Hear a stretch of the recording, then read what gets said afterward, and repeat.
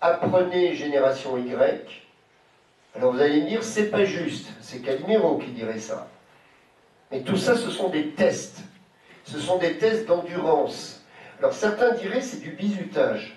Non, c'est pas du bizutage, parce que quelque part, ces règles, quelque part, sont non écrites. La logique des Inside Day, c'est ça. C'est que tout est dans le non écrit.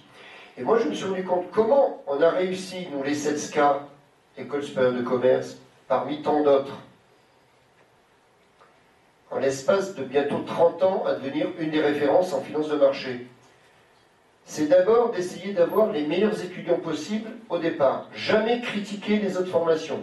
Au contraire, l'EDEC, Dauphine, Sorbonne, enfin je parle des DN2, ces gens sont venus chez nous, des ingénieurs. Faites vos formations originelles universitaires qui sont excellentes, mais venez ensuite au pôle training SSK, un peu comme un club, comme je disais. Mais un club où effectivement on va rencontrer des gens de la finance, où quelque part la hiérarchie, entre moi-même, mais croyez-moi que mes galons je les ai gagnés sur toutes ces années. Là aussi, c'est ce qu'on appelle dans notre métier avoir un track record. Ça veut dire quoi avoir un track record? Avoir des références, avoir des tas de lignes. À un universitaire, quand on lui demande pourquoi M. Tirole est prix Nobel, plus de 4000 publications internationales de plus haut niveau. C'est pour ça. J'ai eu des étudiants de la Toulouse School of Economics. Alors justement, c'était pas bien la Toulouse School of Economics? Bien sûr que si, que c'était bien. C'est très bien. Mais en venant avec nous, non mais c'est tout un état d'esprit. Monsieur Moget qui était là, voilà, qui n'a pas encore pris la parole, justement pour j'aimerais bien lui la donner justement. Absolument. Vous avez raison. Ça peut être justement, vous parlez d'un spécimen de la génération Y, en voilà un beau. Alors il va peut-être prendre la parole maintenant. Je voulais juste conclure sur cette histoire de hiérarchie. La hiérarchie ne doit pas, effectivement, et là je serai d'accord avec vous tous, ne doit pas être une hiérarchie imbécile, une hiérarchie d'autoritarisme. Ça, effectivement, ça s'appelle une dictature. Mais bon. La hiérarchie est liée à la compétence, au process, et quelque part, ça vous teste pour voir si vous êtes quelqu'un de fiable, de cohérent, et comme diraient certains spécialistes, si vous avez une capacité de résilience. Merci Monsieur Castel, merci beaucoup. Alors j'ai juste demandé, parce que là le temps commence vraiment à défiler, de faire des interventions assez brèves pour qu'on puisse avoir le public qui puisse poser des questions. Donc on va aller de manière assez rapide. Benjamin Moget, vous n'avez pas eu encore la parole, donc je vous la donne, je suis désolé. Allez-y, je vous en prie. Donc peut-être pour témoigner aussi de votre expérience, puisque vous êtes assez jeune, comme vous pouvez le constater, vous êtes déjà avec une expérience professionnelle assez riche. Alors, bon, pour me présenter quand même en 2 mots, ce qui m'a permis d'arriver rapidement dans la finance, c'est que j'ai gagné beaucoup de concours.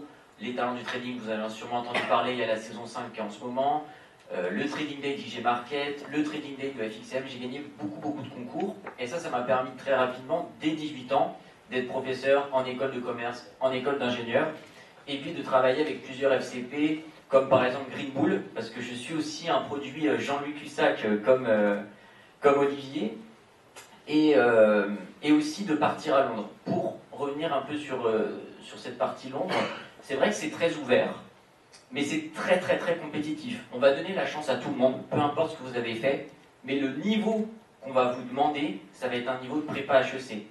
Moi, quand je suis allé chez Futex, je suis allé chez Futex en septembre 2012, on est rentré au mois de septembre, on était 120. À la fin, il n'y en avait qu'un seul qui était pris, et tous les mois c'était comme ça. Bon, j'ai eu la chance, parce que j'ai beaucoup travaillé, et les horaires qu'on nous demandait, c'était du 6h du matin, 22h, d'être pris dans cette société. Et donc ça m'a permis de travailler avec beaucoup de clients, mais jamais en institutionnel.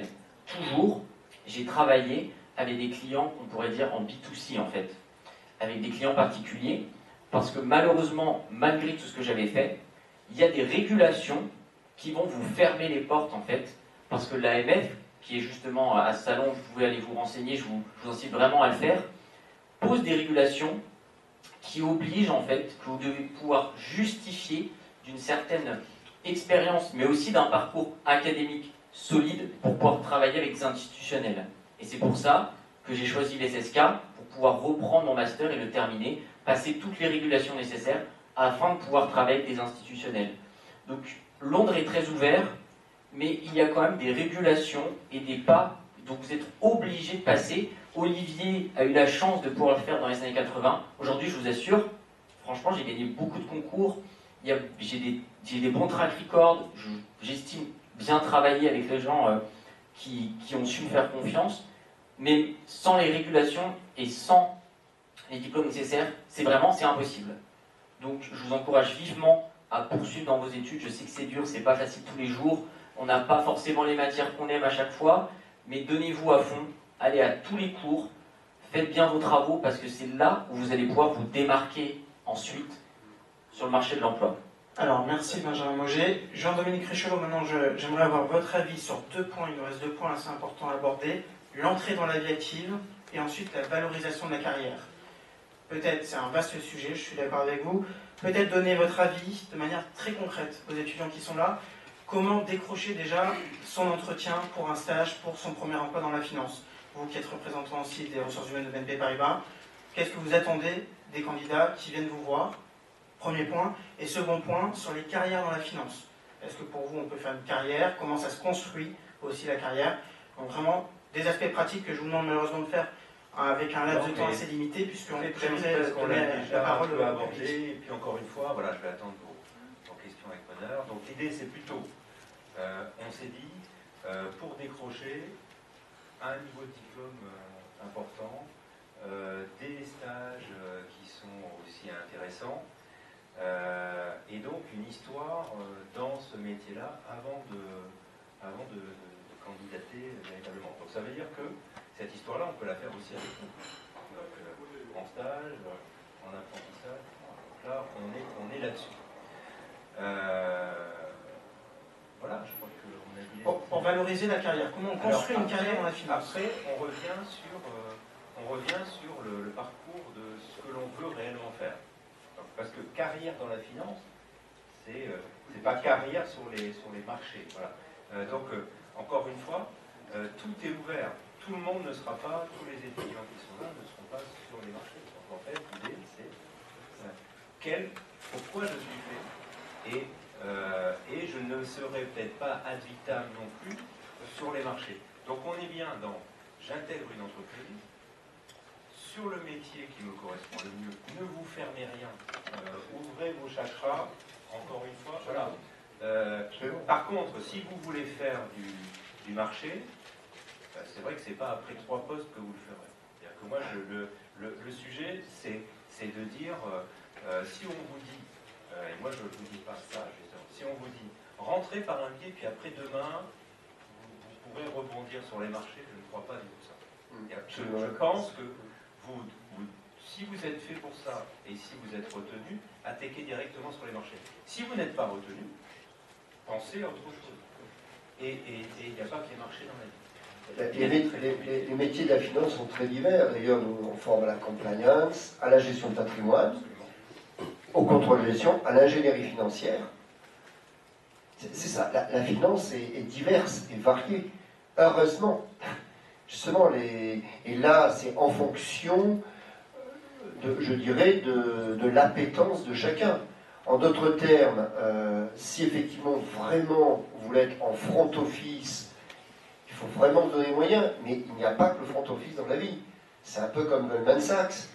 Pourquoi Goldman Sachs est si critiqué, si machin, alors que finalement tout le monde dans le milieu de la banque et de la finance pratique les mêmes choses. Quand une banque crée un produit, ben, il y en a qui l'achètent, il y en a qui le vendent. C'est pas pour ça qu'on les met en compte à compte les uns contre les autres. Mais quand vous avez une philosophie qui est l'excellence, mais à 300%, quand vous faites un turnover de 20% des gens, c'est épouvantable quelque part. Mais les règles du jeu sont ultra strictes. Et d'un autre côté, si vous n'êtes pas fait pour rentrer chez Goldman Sachs, ne vous inquiétez pas. Il y a d'autres endroits, on va dire, un peu plus soft, un peu plus humain, entre guillemets, un peu moins hard. C'est ça. Dans tous les métiers de la finance, il y en a pour toutes les typologies de psychologie. Il y a aussi des gens qui sont faits dans le métier de la finance pour devenir experts comptables. Je dirais le end-user final du chaînage de la finance. Voilà, il faut bien comprendre ça. C'est-à-dire que vous pourrez peut-être dans votre vie au départ, pourquoi pas être trader, gérant, et puis au bout d'une dizaine d'années, être fatigué, être épuisé, parce que quelque part, croyez-moi que c'est tellement exigeant, vous êtes dans un environnement où effectivement extrêmement stimulant intellectuellement, mais c'est éreintant, parce que vous avez affaire je dirais, à des gens extrêmement affûtés. Et donc, au bout d'un certain nombre d'années, on prend une certaine maturité, on a d'autres choix dans la vie. Vous voyez, je vais avoir un discours de ressources humaines, mais c'est très important. C'est en fonction. Alors, il y a des gens qui, toute leur vie, restent au taquet, comme vous diriez, et ne font que ça. Après, tout dépend de votre personnalité. Mais en fait, le problème, c'est de bien se coordonner par rapport à son métier. Mais c'est vrai que si vous voulez être là-dedans, dès le départ, on ne va surtout pas vous décourager, mais donnez-vous-en réellement les moyens. C'est-à-dire, il va falloir, et c'est pour ça que dans une formation comme la nôtre, dont je suis l'un des fondateurs, je mets une barre très très haute, je suis de plus en plus exigeant avec les étudiants.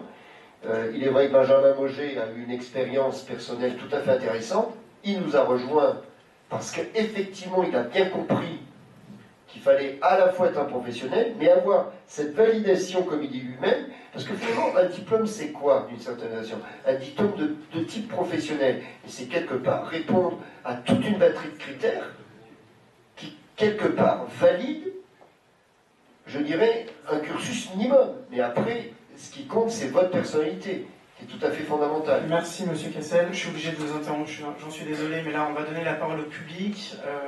Donc vous avez des micros qui sont à votre disposition, qui sont derrière vous pour ceux qui sont au premier rang, ils sont devant vous pour ceux qui sont au rang supérieur. Est-ce que vous avez des questions à poser à nos différents intervenants, puisqu'on n'a pas pu voir tous les points qui étaient indiqués dans les slides? Est-ce que vous avez des questions? C'est le moment ou jamais? Jamais laisser la parole à un professeur et il ne sait pas la lâcher. Je suis bien d'accord avec vous. Mais c'est intéressant, on ne peut pas non plus... Vous avez raison, monsieur, il faut le couper, effectivement. Je vous en prie, il y en a deux. Alors, est-ce que vous voulez entamer la première question? Non, vous voyez, qu'est-ce que vous voulez que je vous dise? D'ailleurs, c'est ce que je leur dis à tous. Si vous ne prenez pas la parole, eh bien, on va continuer. Alors, allez-y, messieurs, dames. Alors peut-être pour rebondir sur ce que disait M. Gasset tout à l'heure, en bourse, c'est vrai qu'on ne gagne pas tout le temps, on a des moments de gain, on a des moments de perte, et c'est à ce moment-là où tout votre cursus il va être remis en cause. Est-ce que vous aviez les connaissances nécessaires? En gros, c'est ce qu'on va vous demander, si vous avez des pertes plus ou moins grosses, pour pouvoir justifier que vous étiez dans cette activité. Et là, où je reprends mon master, c'est pour, dans ces cas-là, dire « Ok, j'avais des connaissances, et cette phase de marché où j'ai perdu, elle était normale, et donc j'ai pas fait n'importe quoi, par exemple, comme M. Kerviel, où on peut lui dire « Mais monsieur, vous n'aviez qu'une licence, vous n'aviez pas de master. Étiez-vous assez qualifié pour comprendre tout ça ?» Il avait un DESS, brillamment obtenu à Lyon. Moi, je sais que lui aurait été un de mes anciens étudiants, je ne le soutiendrais pas. Alors, moi, je lui aurais dit, mais jamais on t'a appris à faire 1500 fois de dépassement, jamais on t'a appris à faire des faux avis d'opérer, jamais on t'a appris ça. Merci, non, mais ça, c'est un point très important. Est-ce qu'il y a des questions dans la salle? Mais ça n'a pas empêché de devenir délinquant, malgré tout. On ne va pas faire le procès de M. Kerviel, mais on va pas le refaire tout du moins. On a une question dans la salle, je vous en remercie. Je vous écoute. Bonsoir. Je voudrais m'adresser au monsieur de chez BNP. Tout à l'heure, vous avez dit comme quoi vous privilégiez les parcours d'ingénieurs pour les postes de trader. Alors, si vous avez dit, c'est si on a un double cursus, c'est encore mieux. Voilà. Mais oui, pourquoi? C'est-à-dire qu'aujourd'hui, nous, on est tous en MBA, c'est-à-dire en bac plus 5 minimum. Ouais. Et qu'aujourd'hui, on a dans notre classe une diversité, dont des ingénieurs. La plupart d'entre eux ne savent pas lire un compte de résultat ou identifier un élément d'actif sur un bilan. Et aujourd'hui, on se rend compte que peut-être que l'année prochaine, ils auront plus de facilité que nous d'accéder à des postes en front office dans des banques. Alors, en partant de ce constat, je vais vous poser une question peut-être extrême, que vous trouverez peut-être un peu bête, mais pourquoi dans ces cas-là, on n'ouvrirait pas aux ingénieurs les postes d'internat dans les hôpitaux pour se spécialiser en chirurgie, en cardiologie? C'est pour ça que j'abordais bien le système du double diplôme. C'est-à-dire que l'idée, c'est complètement ça. Mais je partage complètement votre avis. C'est-à-dire que quelqu'un doit, c'est-à-dire que c'est la capacité de l'ingénieur qui est aujourd'hui challengée, s'il sait faire le boulot en question, bien évidemment. C'est-à-dire que on est complètement là-dedans. Hein. C'est-à-dire que s'il y a un double diplôme et si je sais faire les deux choses, c'est très bien. Mais en même temps, ce qu'on va chercher, c'est à la fois un potentiel et en même temps des connaissances immédiates. Donc on est là-dessus. Moi, ma question, elle est un petit peu plus précise parce que vous êtes dans les ressources humaines chez BNP Paribas. Et donc, pourquoi vous allez d'abord appeler ce profil-là plutôt qu'un autre profil? Non, mais je reviens là-dessus, hein, monsieur. Vous ne braquez pas sur l'aspect ingénieur. C'est-à-dire, je vous ai dit, double formation, c'est mieux. Voilà. Mais en même temps, il y a, voilà, il y a d'autres profils. Monsieur Lafouche, je vais prendre le... Alors, très rapidement, monsieur. Non, mais justement, tous les ingénieurs ne deviennent pas traders. Tous les ingénieurs ne deviennent pas traders. Et il y a des traders qui ne sont pas ingénieurs. Je crois que nous en sommes une démonstration. Très bien. Et dans la banque, je vous assure que effectivement, mais c'est normal, ils essayent d'avoir les meilleurs profils possibles. Merci, Ils monsieur essaient, Cassel. mais il n'y a pas que des ingénieurs qui sont dans la finance de marché. Est-ce qu'il y a d'autres questions dans la salle? Il nous reste assez peu de temps, mais je ne sais pas si peut-être des étudiants de monsieur Cassel qui rêveraient de lui poser une question. C'est le moment, allez-y. Vous ne risquez rien. Pardon. Aucun risque. Personne ne se dévoue. Monsieur. Ah, monsieur. Ok, vous allez avoir un micro qui arrive. Merci, justement, en parlant d'ingénieur, je crois qu'il est temps, et qu'il serait temps aussi de dire quelles sont les qualités, vous avez parlé d'académie, tout ça, mais quelles sont les qualités intrinsèques et absolument nécessaires, qualités humaines, qualités de connaissance, par exemple,